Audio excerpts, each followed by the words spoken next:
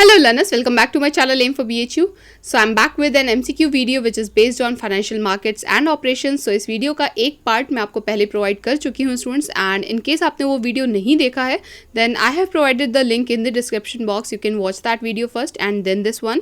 सो students मैं ये बता दूँ पहले कि आज के इस वीडियो में हम 100 MCQ सॉल्व करने वाले हैं based on financial markets and operations. तो स्टूडेंट्स ये जो भी क्वेश्चन है ये बहुत ही इंपॉर्टेंट है एंड आपको आपके प्रिपरेशन जज करने में बहुत हेल्प करने वाले हैं क्वेश्चंस. तो आप इनको अपनी प्रिपरेशन जज करने के लिए किस तरह से आप हेल्प में ले सकते हो कि आपको वीडियो में जब भी मैं क्वेश्चन रीड आउट करूं आप उसको मेरे आंसर बताने से पहले वीडियो को प्लीज़ पॉज कर लीजिएगा एंड खुद अटेम्प्ट करिएगा उस क्वेश्चन को. एंड आप चाहें तो आप नोट भी कर सकते हैं कि क्वेश्चन नंबर 1 के लिए आपने कौन सा ऑप्शन मार्क किया था, क्या रिस्पॉन्स था आपका एंड वो सही था या नहीं, ये भी आप मार्क कर लीजिएगा तो अच्छा रहेगा. इस बेसिस पे आप अपना स्कोर जज कर सकते हो and this will be very helpful in evaluating your performance based on these question. And अगर आप अपना स्कोर कमेंट सेक्शन में पोस्ट करेंगे तो मुझे और भी अच्छा लगेगा. And yes, before starting the session today, I just wanted to convey again that as I upload videos daily and there are many more videos to come, so subscribe now if you haven't subscribed yet. तो चलिए आज का discussion start करते हैं students. तो पहला question हमारे पास is this one. So question number 101, जैसा कि मैंने आपको बताया था यहाँ पे देखिए 101 से नंबरिंग स्टार्ट है बिकॉज इससे पहले 100 MCQs हम एक इसका जो फर्स्ट पार्ट था उस वीडियो में कर चुके हैं स्टूडेंट्स, जो कि मैंने ऑब्वियसली लास्ट सेशन में प्रोवाइड किया था जब लास्ट टाइम 2020 एग्ज़ाम के लिए मैं प्रिपरेशन वीडियोज़ आपको प्रोवाइड कर रही थी. उस टाइम में आपको मिल जाएगा उस टाइम पीरियड में, ठीक है, समवेयर अराउंड सितंबर में ही था ये वीडियो भी.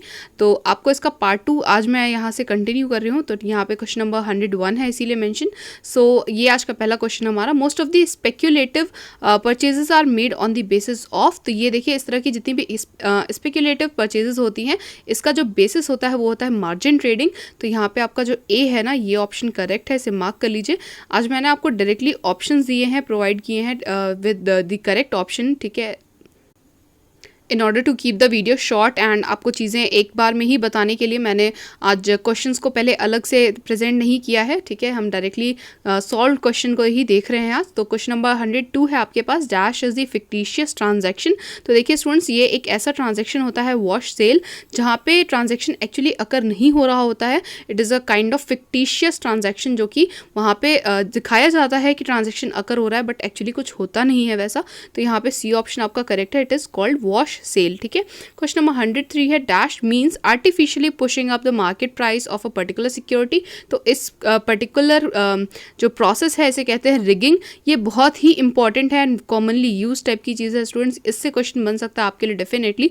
तो रिगिंग क्या होता है? You are artificially pushing up the market. किसी एक पर्टिकुलर सिक्योरिटी के लिए अगर ऐसा किया जाता है तो इसे रिगिंग कहते हैं. और रिगिंग करता कौन है नेक्स्ट क्वेश्चन में आपसे यही पूछा जा रहा है. तो rigging activity is carried on by the bull speculators, ठीक है. तो ये याद रखिएगा कि ये रिगिंग होता क्या है पहली बात. And secondarily important thing is what, ये करता कौन है, ठीक है. तो ये बुल स्पेक्यूलेटर्स करते हैं, इसे याद रखिएगा. क्वेश्चन नंबर 105 है आपके पास. Dash is highly specialised and skilled speculative activity. तो आर्बिट्रेज होती है स्टूडेंट्स ये, जिसमें आपको स्पेशलाइजेशन एंड स्किल दोनों ही रिक्वायर्ड होंगे और ये भी एक स्पेक्यूलेटिव नेचर की एक्टिविटी है. तो आर्बिट्रेज यहाँ पे आपका करेक्ट आंसर है, ऑप्शन ये से मार्क कर लीजिए आप. And next we have question number 106. तो national securities clearing corporation limited is situated. तो यहाँ पे देखिए स्टूडेंट्स आपसे पूछा है कि NSCCL जो है ना ये कहाँ पे सिचुएटेड है. ये मुंबई में है, ठीक है. यहाँ पे बॉम्बे ऑफ कोर्स लिखा हुआ है बिकॉज ये उस टाइम पीरियड में ही थी, ठीक है. तो यहाँ पे बॉम्बे लिखा हुआ है, अदरवाइज आपको अगर मुंबई भी लिखा होता तो डेफिनेटली आपको कंफ्यूज होने की कोई बात ही नहीं होगी वहाँ पे. बट मैं एक चीज़ इससे एसोसिएटेड आपको पहले बता, NSCCL का नाम अब चेंज हो चुका है, इसे अब आप कहते हो NSC क्लियरिंग लिमिटेड, ठीक है. तो इससे पहले कहा जाता था कि national securities clearing corporation limited. Now it has been named as NSC clearing limited. और ये इस्टेब्लिश कब हुआ था? ये 1995 का इस्टेब्लिश्ड है स्टूडेंट्स. एंड इसे इस्टेब्लिश कहाँ पे किया गया था? ये मुंबई में है. तो ये 3 चीज़ें इससे रिलेटेड याद रखिएगा. Next you have question number 108. इसमें पूछा है कि national securities depository limited NSDL, this is very famous, ठीक है. इसके बारे में आपको इस्टेब्लिशमेंट पूछा है, ये कौन से ईयर में स्टैब्लिश हुआ था? ये 96 का है स्टूडेंट्स, इसे याद रखिएगा, ये बहुत ही इंपॉर्टेंट है. Another very important question is question number 109. OTCEI was incorporated in. तो ये कब से स्टार्ट हुआ था? This started in 1990. और OTCEI क्या होता है आपसे स्ट्रेट अवे इसका फुल फॉर्म पूछा जा सकता है स्टूडेंट्स. तो over the counter exchange of India इसका फुल फॉर्म है, over the counter exchange of India. Simple सा फुल फॉर्म है, इसे याद रखिएगा स्टूडेंट्स। आपसे डायरेक्टली फुल फॉर्म भी पूछ सकता है या फिर ईयर ऑफ एस्टेब्लिशमेंट, किसी भी इस तरह के जो इनकॉर्पोरेशंस हैं उनके बारे में ज़रूर से पूछता है। ये बीएचयू का most favourite type of question है, ठीक है। Next is question number 110, the number of de organised stock exchanges in India. There are 4 de organised stock exchanges, तो ये याद रखिएगा, देयर आर ओनली 4, ठीक है। Question number 111 says national stock exchange of India situated at, of course, Bombay. ये तो आप सबको पता होगा कि एनएससी कहाँ पर है, मुंबई में है, ठीक है। 112 पे मूव करते हैं। All activities related to finance and organised into a system, this is called as what, of course financial system, ठीक है स्टूडेंट्स। जितनी भी चीज़ें एक्टिविटीज़ हम जो फाइनेंस से रिलेट कर सकते हैं, अगर हम उन्हीं सारी चीज़ों को ऑर्गेनाइज करके एक सिस्टम बना ले तो हम उसे ऑब्वियसली फाइनेंशियल सिस्टम कहेंगे, ठीक है। तो यहाँ पे आपका सी ऑप्शन करेक्ट है। Next is question number 113, dash is termed as the life blood of a firm. तो देखिए स्टूडेंट्स, यहाँ पे अदर जो ऑप्शन है, एम्प्लॉय मैनेजमेंट एंड टेक्नोलॉजी, ये सारे बहुत ही इंपॉर्टेंट है, बिल्कुल बहुत ज़रूरी हैं, बट जो लाइफ ब्लड जिसे हम कहते हैं वो सिर्फ फाइनेंस ही होता है स्टूडेंट्स। तो यहाँ पे बी ऑप्शन ऑफ कोर्स आपका करेक्ट है। 114 पे मूव करते हैं। Dash refers to the activity of transforming savings into investment. तो देखिए, कभी भी अगर आपको अपनी सेविंग्स को इन्वेस्टमेंट में कन्वर्ट करना है तो what you are doing actually, आप कैपिटल फॉर्मेशन कर रहे हो स्टूडेंट्स। तो यहाँ पे बी ऑप्शन आपका करेक्ट है। क्वेश्चन नंबर 115 है, dash can be defined as activity, benefits and satisfaction connected with the sale of money that offer to users, customers and financial related value. These are financial services, ठीक है। जितनी भी financial services available हैं, ये basically आपको उसकी जो definition होती है ना स्टूडेंट्स, वो यहाँ पे कोटेड एज अ क्वेश्चन, और वहाँ पे जहाँ पे इस टर्म को लिखना चाहिए था वहाँ पे आपको वहाँ पे एक ब्लैंक प्रोवाइड कर दिया गया है। ये भी एक बहुत ही common type of MCQ pattern है, ये आता रहता है बीएचयू में। कई बार आपने देखा होगा कि आपको डेफिनेशन हमेशा ऐसे क्वेश्चन में कोट कर दी जाती है और आपको सिर्फ उस टर्मिनोलॉजी को जो है पहचानना होता है। तो यहाँ पे सेम टाइप का क्वेश्चन आपको दिख रहा है 115। यहाँ पे आपसे फाइनेंशियल सर्विसेज की पूरी जो डेफिनेशन कोटेड है, आपको सिर्फ पहचानना था कि ये क्या है, ठीक है। क्वेश्चन नंबर 106 पे मूव करते हैं। The ratio of financial assets is dash of economic growth, this is an indicator of economic growth. Of course अगर आप रेशियो ऑफ फाइनेंशियल एसेट्स देखेंगे तो वो हमें क्या इंडिकेट करता है, अगर बेटर है तो वो अच्छी इकोनॉमिक ग्रोथ को इंडिकेट कर रहा है, ठीक है। क्वेश्चन नंबर 117 पे मूव करते हैं। Capital market is a market for, very very easy question, long term capital. अगर long term type of security जो होती है वो हम कैपिटल मार्केट में डील करते हैं, और जो शॉर्ट टर्म होती है वो कहाँ जाती है, ये मनी मार्केट की होती है, ठीक है। तो क्वेश्चन नंबर 118 पे मूव करते हैं। सेबी स्टैंड्स फॉर, तो जब मैंने अपना बीएचयू बीकॉम एंट्रेंस दिया था तो ये क्वेश्चन मेरे बीएचयू बीकॉम एंट्रेंस में था। एंड मैं आपको बता दूं कि यहाँ पे ए और सी जिस तरह से लिखे हुए हैं ना, securities exchange board of India, and C लिखा हुआ है securities and exchange board of India, ये most common type of creating the confusion वाला फॉर्मूला है। यहाँ पे एंड हटा दिया हटाया हुआ है जैसे यहाँ पे ए में, ठीक है। इसी तरह से कई बार ऑफ हटा दिया जाता है, कई बार बहुत सारे इससे छोटे छोटे वर्ड्स हैं जो हटा दिए जाते हैं स्टूडेंट्स, तो वो ऑप्शन ना गलत हो जाता है। जैसे यहाँ पे ए गलत है, ऑफकोर्स यहाँ पे एंड भी होता है, securities and exchange board of India. However उस साल पे तो दोनों ही ऑप्शन जिन्होंने टिक किए थे उन सबको मार्क्स मिले थे, या शायद से एलिमिनेट हो गया था out of some confusion. But ये सही जो है ना, ये यही है कि securities and exchange board of India आप मार्क करें। सेबी के जो फुल फॉर्म में सबसे ज़्यादा बड़ी कंफ्यूजन यही होती है कि एंड होता है या नहीं होता है। एंड बिल्कुल होता है स्टूडेंट्स, इसे इग्नोर मत कीजिएगा, ये बहुत ही सिंपल बेसिक सा क्वेश्चन है जहाँ पे आप फिसल सकते हो। क्वेश्चन नंबर 119 में मूव करते हैं। Equity shares are the dash shares of a limited company. Definitely equity shares ordinary shares होते हैं, ठीक है, ये याद रखिएगा। एंड क्वेश्चन नंबर 120 पे मूव करते हैं। Equity shares and preference shares are ownership securities, these are also known as, इन्हें कैपिटल स्टॉक भी कहा जाता है। याद रखिएगा स्टूडेंट्स, जब भी आप शेयर्स की बात कर रहे हैं, चाहे वो इक्विटी हो प्रेफरेंस हो, ये इन्हें हम ओनरशिप सिक्योरिटीज़ तो ज़रूर से कहते ही हैं, बट इन्हें कैपिटल स्टॉक भी कहा जाता है। तो अगर कैपिटल स्टॉक कहीं लिखा हुआ है तो that means this refers to your equity shares या प्रेफरेंस शेयर्स, ठीक है। क्वेश्चन नंबर 121 है हमारे पास।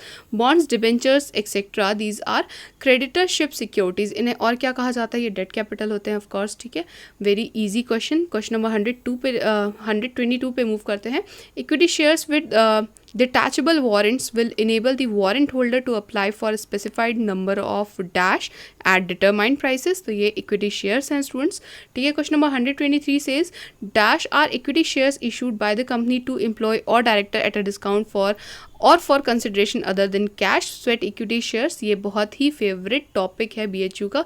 इसे याद रखिएगा कि जब भी किसी कंपनी के एम्प्लॉयज़ को या उसके डायरेक्टर्स को जो भी शेयर्स उसे डिस्काउंट पे जो है प्रोवाइड किए जाते हैं, इस तरह से उन्हें क्या कहा जाता है, these are called sweat equity shares. ठीक है, सी ऑप्शन यहाँ करेक्ट है। क्वेश्चन नंबर 124 है आपके पास, the companies act section 85 describe preference shares as those which carry a dash right to payment of dividend during the lifetime of the company। तो देखिए यहाँ पे ऑब्वियसली जो प्रेफरेंस शेयर्स होते हैं उनके पास एक प्रेफरेंशियल राइट होता है over the equity share holders की उनको जो डिविडेंड है वो पहले दिया जाए। ठीक है, during the life time of the company होता है ये राइट, ये भी याद रखिएगा। क्वेश्चन नंबर 125 है आपके पास, the convertible preference shares can be converted to equity shares at the option of the holder, so these shares are also known as, इन्हें क्वासी इक्विटी शेयर्स भी कहा जाता है। क्वासी का मतलब क्या होता है स्टूडेंट्स, अप्रॉक्स इसी चीज़ का आप बोल सकते हो कि समथिंग सिमिलर टू दैट। ठीक है, तो अगर आप जो कन्वर्टेबल प्रेफरेंस शेयर्स है जिन्हें फ्यूचर में आप जानते हो कि ये इक्विटी शेयर्स में ही कन्वर्ट हो जाएंगे, आप उन्हें क्या कह सकते हो कि वो क्वासी इक्विटी शेयर्स हैं। ठीक है, क्वेश्चन नंबर 126 पे मूव करते हैं। Debenture is a dash instrument issued by the company with a promise to pay interest and repay the principal amount on maturity. तो ये एक तरह का डेट इंस्ट्रूमेंट होता है, ये याद रखिएगा, बहुत ही ईजी सा क्वेश्चन है। ओके, क्वेश्चन नंबर 127 पे आंसर मेंशन नहीं है, इसे मैं आपको ऐसे ही बता दूंगी। तो government bonds are fixed income debt instruments issued by the dash to finance their capital requirements और डेवलपमेंटल प्रोजेक्ट्स। तो देखिए स्टूडेंट्स, जो भी गवर्नमेंट बॉन्ड्स होते हैं ये सेंट्रल एंड स्टेट गवर्नमेंट दोनों ही देती हैं। ठीक है, तो इसलिए यहाँ पे आपका ए ऑप्शन करेक्ट होगा, इसे आप मार्क कर लीजिएगा खुद से। क्वेश्चन नंबर 128 पे मूव करते हैं। Dash are issued by the central government और state government and are referred to as the government securities. तो ये सिक्योरिटीज़ ही हैं ऑफकोर्स। ठीक है, जो जी सिक्योरिटीज़ जिन्हें हम के नाम से ज़्यादा जानते हैं, आपको कई जगह ऐसा लिखा हुआ दिखता होगा, जी कैपिटल में होता है हमेशा, देन एक डैश होता है और SEC लिखा होता है, यानी जी सेक भी बोलते हैं उन्हें। तो this refers to what, this is called government securities. ठीक है, next we have question number 129। Government securities are also called dash because of the safety and security of investments made in them and regularity of return। तो देखिए government securities के साथ एक क्या benefit होता है हमारे पास कि हमारा जो इन्वेस्टमेंट है वो सेफ रहता है, सिक्योर रहता है, एंड जो रिटर्न होता है ना वो भी काफ़ी रेगुलर बेसिस पे मिलता रहता है। तो इसे क्या बोलते हैं, इसे बोलते हैं gift as securities. A option यहाँ पे करेक्ट है। 130 पे मूव करते हैं। Government securities are issued through dash of RBI। तो ये पब्लिक डेट ऑफिस जो होता है RBI का, उसके थ्रू आप चाहें तो परचेज कर सकते हैं गवर्नमेंट सिक्योरिटीज़ में इन्वेस्टमेंट अगर आप करना चाहते हैं तो। क्वेश्चन नंबर 131 है आपके पास। Dash is issued by a foreign entity such as bank और company but is issued and traded in the United States and denominated in US dollars. तो देखिए स्टूडेंट्स, कई बार इस तरह के बॉन्ड्स की पर्टिकुलर आपसे डेफिनेशन पूछ ली जाती है। यहाँ पे आपसे यानकी बॉन्ड की डेफिनेशन यहाँ पे एज अ क्वेश्चन आपको कोट की हुई है। इसी तरह से कई बार मैंने आपको इससे पहले वाले वीडियो में भी शायद बताया है दैट मसाला बॉन्ड्स की भी देखिए स्टूडेंट्स इस तरह की डेफिनेशन कोट करके पूछा हुआ है पहले भी BHU के एंट्रेंस एग्जामिनेशन में। तो इस तरह के जो टाइप्स हैं ना बॉन्ड्स के, इन पर भी ध्यान दीजिएगा। कई बार इस तरह से कि जो आपका पर्टिकुलर सेक्शन है मार्केट से रिलेटेड जो है, ठीक है, उसमें इस तरह के ही क्वेश्चंस बनेंगे आपसे कि टाइप्स ऑफ बॉन्ड्स क्या होते हैं, टाइप्स ऑफ शेयर पे भी बेस्ड क्वेश्चन आए हुए हैं पहले। तो यहाँ पे आपसे यानकी बॉन्ड्स की पूरी जो डेफिनेशन यहाँ पे कोटेड थी, आपको सिर्फ फिगर आउट करना था कि यहाँ पे आप इस डैश में क्या फिल अप कर सकते हैं। तो यहाँ पे यानकी बॉन्ड्स हैं, these are denominated in US dollars and of course are issued and traded in US only.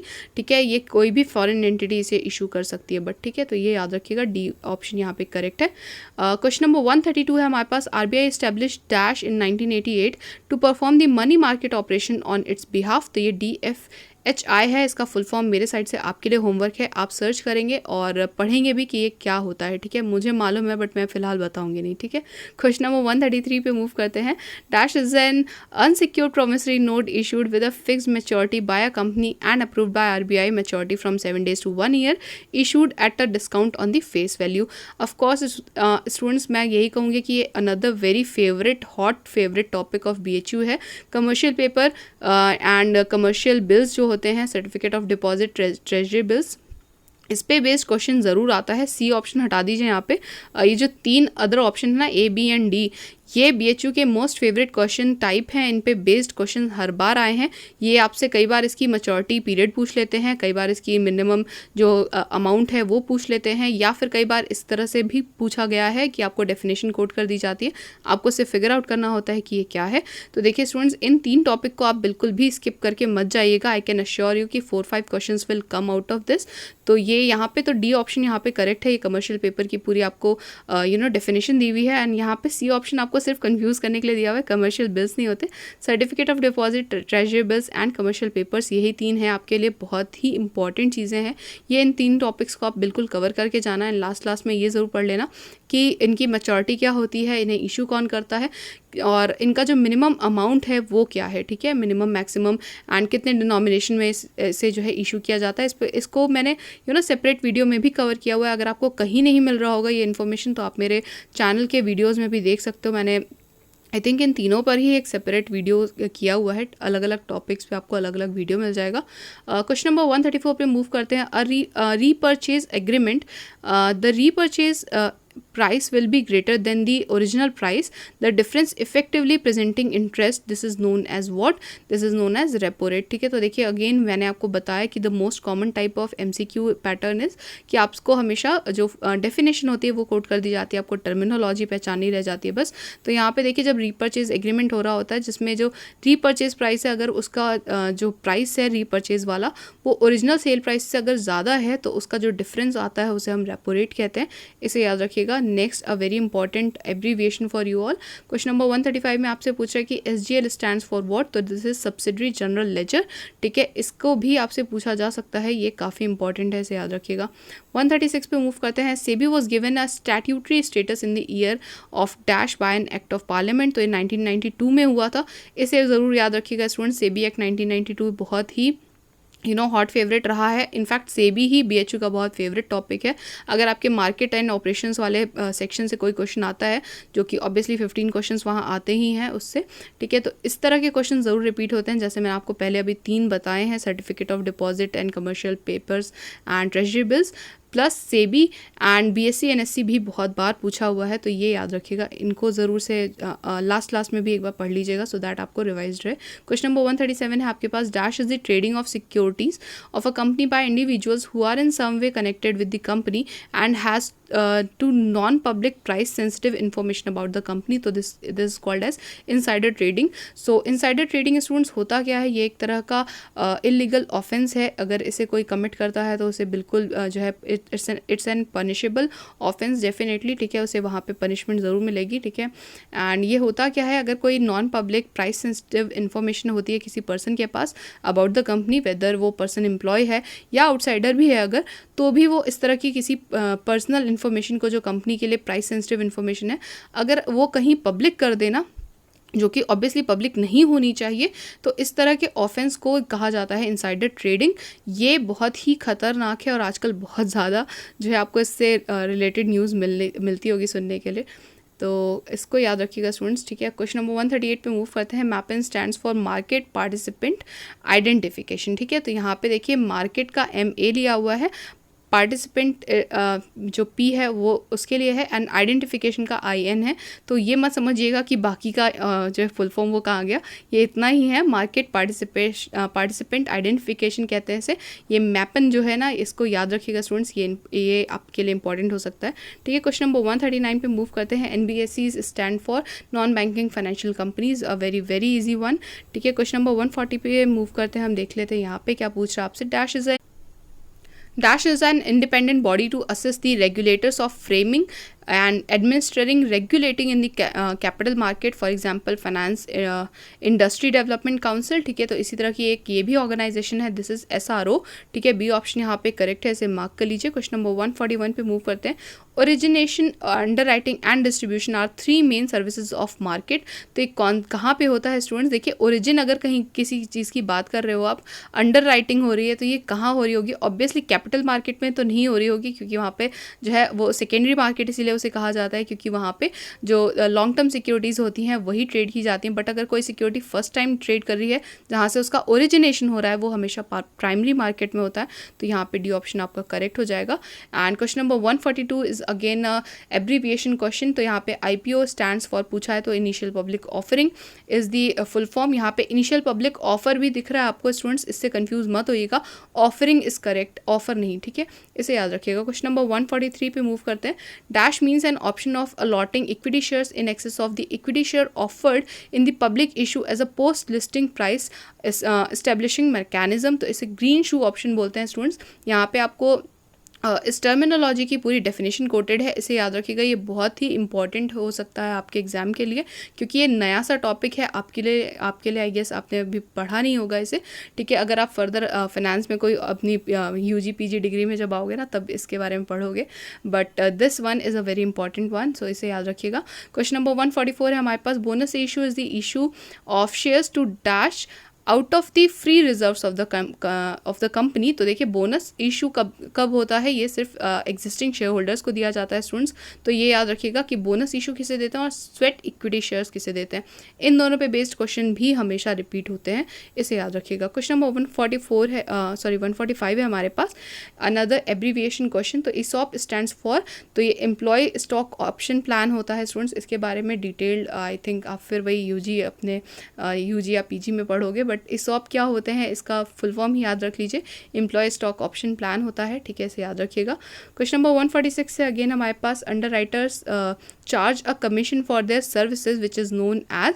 तो देखिए अगर कोई अंडर राइटर है जो उनकी सर्विसेज हैं उनके अगेंस्ट अगर वो कमीशन चार्ज करते हैं तो उसे कहते हैं underwriting commission for the underwriting they do for our shares. तो ये होता है D अंडर राइटिंग कमीशन, ठीक है। क्वेश्चन नंबर 147 है stock broker means a member of. तो अगर कोई ये बता रहा है कि वो स्टॉक ब्रोकर है तो वो क्या होगा, definitely a member of stock exchange, ठीक है, D ऑप्शन यहाँ पे करेक्ट है। क्वेश्चन नंबर 148 पे मूव करते हैं। Net tangible asset means all net assets excluding what. तो देखिए स्टूडेंट्स जो टेंजिबल एसेट्स होंगी ऑफकोर्स उसमें इनटेंजिबल एसेट्स तो नहीं आएंगी ना, तो एक्सक्लूडिंग व्हाट, तो यहाँ पे इनटेंजिबल एसेट्स आपका ऑप्शन है। रेस्ट जितनी भी हैं टेंजिबल एसेट्स या टोटल एसेट्स ये सारे नेट टेंजिबल एसेट का पार्ट होते हैं, तो यहाँ पे B ऑप्शन आपका करेक्ट है, इसे मार्क कर लो। एंड क्वेश्चन नंबर 149 है हमारे पास। Market makers are intermediaries appointed by Dash to sell or buy its securities at any time as per agreed contract। तो ये होते हैं स्टॉक एक्सचेंज से अपॉइंटेड होते हैं, ठीक है, तो यहाँ पे B ऑप्शन आपका करेक्ट है। And another abbreviation question we have. Question number 150 में आपसे QIB का फुल फॉर्म पूछा है, बहुत ही इंपॉर्टेंट हो सकता है, इसे स्टार मार्क करके नोट करिएगा। This is qualified institutional buyer, तो इसे याद रखिएगा students, QIB stands for qualified institutional buyer, ठीक है। Next you have question number 151. Shares can be distributed through outright sale by company to select group of person and इसे क्या कहा जाता है, इसे कहा जाता है प्राइवेट प्लेसमेंट। कंपनी चाहे तो अपने शेयर्स को इस तरह से भी जो है प्लेस कर सकती है, प्राइवेट प्लेसमेंट कहते हैं स्टूडेंट्स इसे, ठीक है। इस तरह से अगर किसी को शेयर्स डिस्ट्रीब्यूट हो रहे हैं जिसे कंपनी पर्सनली जो है डील कर रही होती है तो इसे प्राइवेट प्लेसमेंट कहा जाता है, इसे कन्फ्यूज मत होइएगा स्टूडेंट्स इससे, ठीक है। क्वेश्चन नंबर 152 पे जाते हैं हम। Market for borrowing and lending short term funds is called of course money market, ठीक है। क्वेश्चन नंबर 153 है हमारे पास। हु कंट्रोल्स मनी मार्केट, तो ये है RBI, इसे याद रखिएगा स्टूडेंट्स। एंड क्वेश्चन नंबर 154 है हमारे पास। Which of the following markets help RBI in implementing its monetary policies, तो ये है मनी मार्केट, A ऑप्शन यहाँ पे करेक्ट है, ठीक है। क्वेश्चन नंबर 155 है। Which of the following debt instrument is issued by large creditworthy companies as a means for financing their working capital needs, तो ये होते हैं कमर्शियल पेपर्स यानी CP, ठीक है। तो मैंने जैसा आपको कहा था कि CPs एंड CDs से रिलेटेड बहुत सारे क्वेश्चंस आते रहते हैं, तो कमर्शियल पेपर या सर्टिफिकेट ऑफ डिपॉजिट आपके लिए बहुत ही इंपॉर्टेंट है, इसे बिल्कुल पढ़ के जाइएगा। Next we have question number 156। Money market deals with what, तो मनी मार्केट में शॉर्ट टर्म फंड्स जो है डील किए जाते हैं और कैपिटल मार्केट में ऑफकोर्स लॉन्ग टर्म, तो इसे याद रखिएगा। बेसिक्स हैं ये तो हमने आई थिंक 12th के आपका जो बिजनेस स्टडीज़ वाला पेपर होता है उसमें आपने पढ़ा होगा। क्वेश्चन नंबर 157 है आपके पास, what is the minimum issue size of commercial papers. Again मैंने जिस चीज़ को पॉइंट आउट कर रही थी, देखिए उसी से एसोसिएटेड यहाँ पे एक क्वेश्चन है। इस तरह के जो मिनिमम इशू साइज़ हैं इस तरह की सिक्योरिटीज़ के, वो भी आपसे पूछे जा सकते हैं। तो कमर्शियल पेपर्स के लिए 5 लाख है, इसे याद रखिएगा। And certificate of deposit introduce कब हुए थे इंडियन मार्केट में, क्वेश्चन नंबर 158 में पूछ रहा है आपसे। तो ये 1989 में आए थे स्टूडेंट्स, इसे भी याद रखिएगा, ये बहुत ही इंपॉर्टेंट है। इस तरह के questions I can guarantee you आएंगे ही आएंगे। क्वेश्चन नंबर 159 है, the maturity period of CDs issued by bank varies from. So CDs का जो मैच्योरिटी पीरियड है, this can start from 7 days and it may be last to 1 year, ठीक है। तो यहाँ पे 7 days to 1 ईयर का पीरियड होता है सीडीज़ का, इसे याद रखिएगा। क्वेश्चन नंबर 160 है आपके पास, an instrument to fund the short term needs of banks through interbank participation, इसे कहते हैं IBPCs, ठीक है। ये भी याद रखिएगा, काफ़ी इंपॉर्टेंट है। ये सारे ही क्वेश्चन जितने मुझे बहुत ज़्यादा इंपॉर्टेंट लगे, मैंने उन्हीं को आपके लिए इंक्लूड किया है स्टूडेंट्स। तो यहाँ पे इस पूरे वीडियो को ना बहुत सीरियसली लीजिएगा और बहुत ही अच्छी तरह से पढ़िएगा। सो क्वेश्चन नंबर 161 है, the CRISIL rating needed for corporates to issue commercial paper. तो देखिए क्रिसिल के बारे में आप सब जानते हो, ये हमारी डोमेस्टिक क्रेडिट रेटिंग एजेंसी है। तो क्रिसिल की जो कौन सी ऐसी रेटिंग है जो कॉर्पोरेट्स के पास होनी चाहिए अगर वो चाहते हैं कि वो कमर्शियल पेपर्स को इशू कर सकें, तो दिस इज क्रिसिल P2, ठीक है। अगर इस तरह की रेटिंग उनके पास नहीं है तो वो कमर्शियल पेपर को इशू नहीं कर पाएंगे, ठीक है, ये बात याद रखिएगा। क्वेश्चन नंबर 162 है आपके पास, an important money market is instrument by government to bridge the deficit between the revenue and expenditure in the budget. तो ये होते हैं टी बिल्स यानी ट्रेजरी बिल्स। तो इसे याद रखिएगा स्टूडेंट्स, बहुत ही इंपॉर्टेंट है। आपको सिंपली डेफिनेशन ही कोटेड थी यहाँ पे, तो आपको पहचानना आसान ही था। क्वेश्चन नंबर 163 है आपके पास, a loan for very short period is called, this is called as call loans, ठीक है। Next is question number 164. A market for borrowing or lending of funds for a period of 1 day to 14 days. This is called call money market. ठीक है, आप सब जानते हो students, ये this is literally done by a call and ये 1 day to 14 days तक last करता है, ठीक है। तो इसे याद रखिएगा। And again a question from green shoe option, जिससे मैंने आपसे कहा भी था कि ये काफ़ी इंपॉर्टेंट है। तो 165 क्वेश्चन नंबर है हमारे पास, जो कि एक एब्रीविएशन क्वेश्चन है अगेन। तो यहाँ पे GSO स्टैंड्स फॉर व्हाट, तो this is green shoe option of course. And question number 166 पे मूव करते हैं, issue of equity shares to QIBs यानी qualified institutional buyers on private placement basis, इसे हम क्या कहते हैं, क्वालिफाइड इंस्टीट्यूशंस प्लेसमेंट, ठीक है। अगर आप इक्विटी शेयर्स इस तरह की QIBs को जो है प्राइवेट प्लेसमेंट के बेसिस पे दे रहे हो, उसके थ्रू दे रहे हो, तो इसे क्या बोला जाता है, क्वालिफाइड इंस्टीट्यूशनल प्लेसमेंट। ये भी याद रखिएगा स्टूडेंट्स, काफ़ी इंपॉर्टेंट हो सकता है, another very important question for you.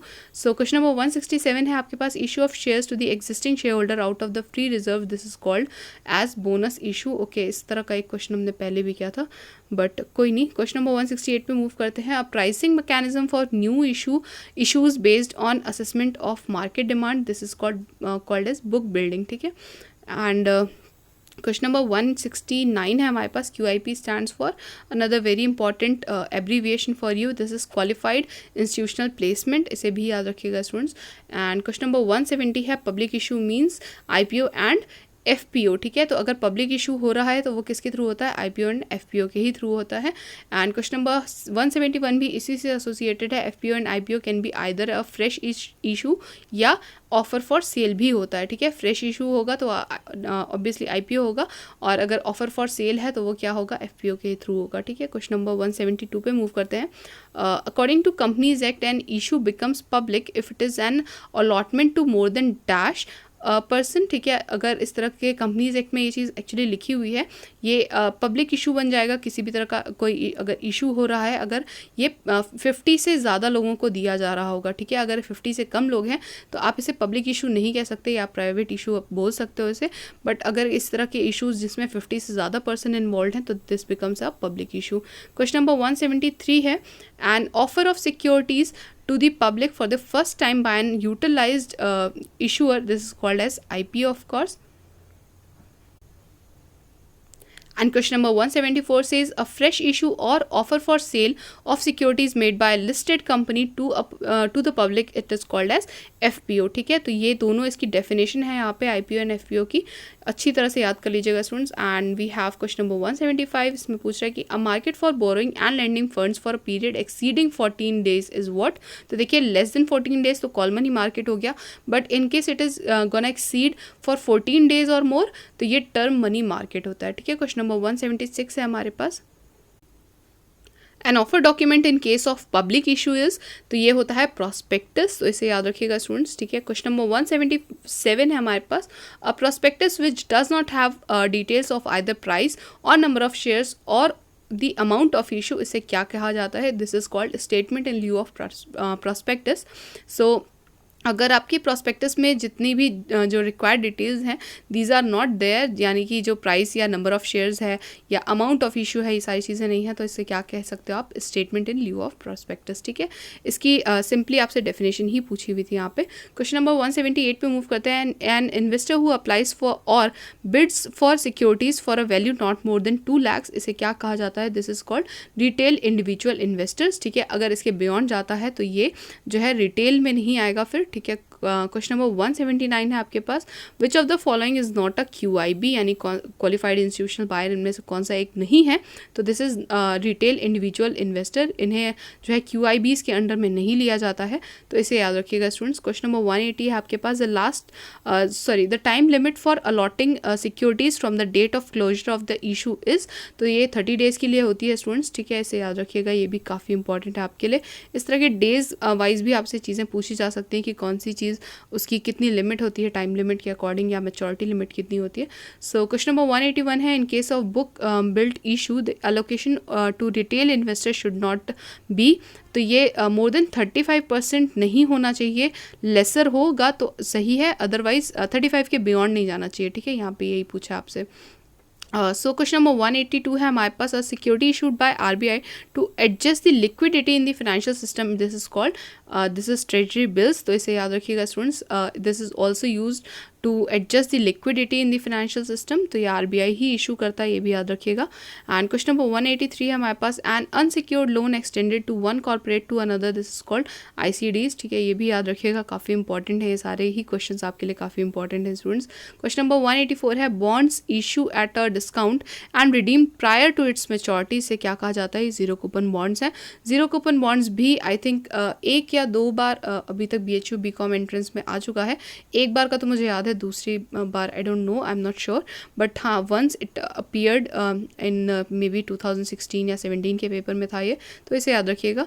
And question number 185 है आपके पास. A bond that can be redeemed prior to its maturity, से क्या कहा जाता है? These are called callable bonds. ठीक है, इस तरह के भी बॉन्ड्स के काफ़ी सारे आपसे जो टाइप्स हैं उनके कैरेक्टरिस्टिक्स पे बेस्ड क्वेश्चंस बनते हैं स्टूडेंट्स. मैंने स्टार्टिंग से ही आपको एक यांकी बॉन्ड्स वाला जो क्वेश्चन बताया था, उसी के साथ ये भी बताया था ना कि इसके टाइप्स भी होते हैं. ठीक है, तो जितने भी बॉन्ड्स हैं इनके कैरेक्टरिस्टिक पे बेस्ड आपसे क्वेश्चन बहुत ही आसानी से पूछा जा सकता है.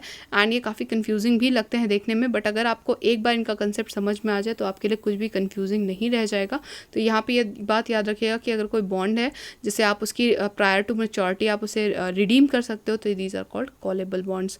क्वेश्चन नंबर 186 है आपके पास. Bonds where interest rate is fixed percentage over the whole sale price index is called, तो ये कैपिटल इंडेक्स्ड बॉन्ड्स होते हैं. ठीक है, उसी केस में ऐसा होता है. ठीक है, क्वेश्चन नंबर 187 है. Dash can be referred to as merchant bankers to government of India, तो ये जो प्राइमरी डीलर्स होते हैं these can be called as the merchant bankers to government of India. ठीक है, क्वेश्चन नंबर 188 है आपके पास. The equity shares issued by company to its employ और director, these are called sweat equity. Again ये हमने ऊपर भी किया था, बट ऑफ कोर्स इंपॉर्टेंट है तो अच्छी बात है, हम फिर से पढ़ लेते हैं. क्वेश्चन नंबर 189 है. Again an abbreviation question for you, तो MMF stands for, these are called money market mutual funds. ठीक है, तो म्यूचुअल फंड्स को आप सभी जानते हो, MF हम लोग कई बार बोल देते हैं पूरा बोलने की जगह, बट ये जब मनी मार्केट म्यूचुअल फंड्स है तो ये MMF बन जाता है. ठीक है, इसे याद रखिएगा. 190 है आपके पास question number. And sale of securities together with an agreement by the seller to buy back the securities at a later date, these are called repos. ठीक है,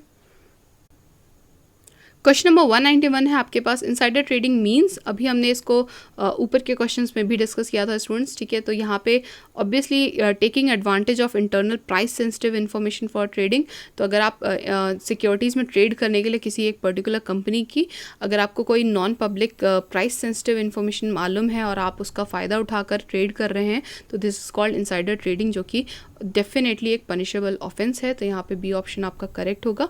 क्वेश्चन नंबर 192 है आपके पास, the fraudulent and unfair trade practices relating to securities market regulation in 2003 was prohibited to the manipulation of prices and misleading statements। तो ये भी काफ़ी एक इम्पॉर्टेंट क्वेश्चन है आपके लिए, ठीक है। जो भी फ्रॉडुलेंट या अनफेयर ट्रेड प्रैक्टिसेस थी रिलेटिंग टू सिक्योरिटीज़ मार्केट, ठीक है, ये जो रेगुलेशन आया था 2003 में, these are pass to prohibit the manipulation of prices और जो भी मिसलीडिंग स्टेटमेंट्स होते थे, इन्हीं की वजह से आपके हर म्यूचुअल फंड्स या सबके ऐड में लिखा हुआ आता है these are subject to market risk and all, ठीक है।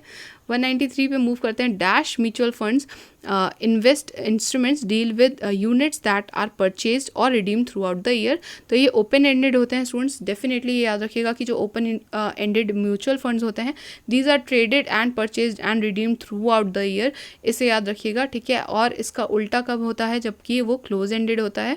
क्लोज एंडेड म्यूचुअल फंड्स जो होते हैं ना, these are investment instruments deal with units that can be purchase during initial period only. और ये रिडीम कब होते हैं, इनकी स्पेसिफिक मैच्योरिटी डेट होती है, आप तभी रिडीम कर सकते हो ना, आप इन्हें बार बार खरीद सकते हो, क्योंकि ये जब इनिशियली जब ट्रेड होते हैं सिर्फ तभी आप खरीद सकते हैं।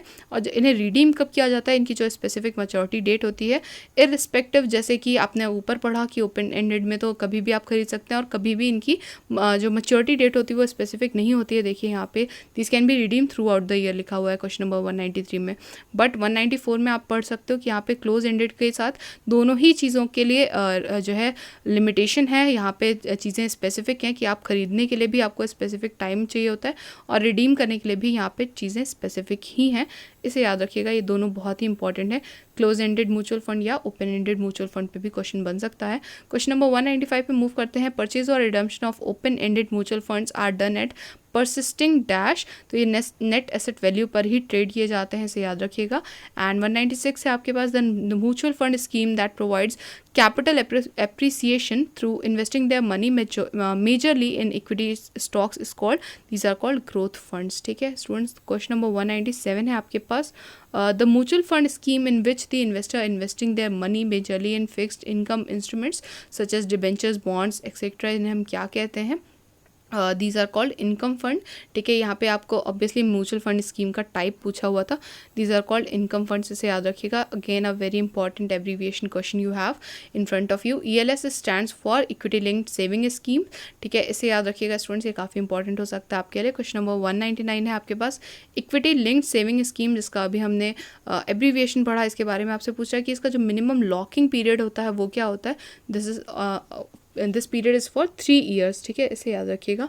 एंड ELS से एसोसिएटेड ये दो चीज़ें काफ़ी इंपॉर्टेंट हो सकती हैं आपके लिए। And the last question for today, question number 200 is the regulatory body of mutual fund in India is. तो अब ऑब्वियसली स्टूडेंट्स जितनी भी तरह की हमारी सिक्योरिटीज़ हैं उन्हें जो रेगुलेटर है जो रेगुलेट करता है वो कौन है, हमारा सेबी है ऑफकोर्स। तो इसे अच्छी तरह से याद रखिएगा स्टूडेंट्स, जो भी आज क्वेश्चन मैंने यहाँ पे डिस्कस किए हैं।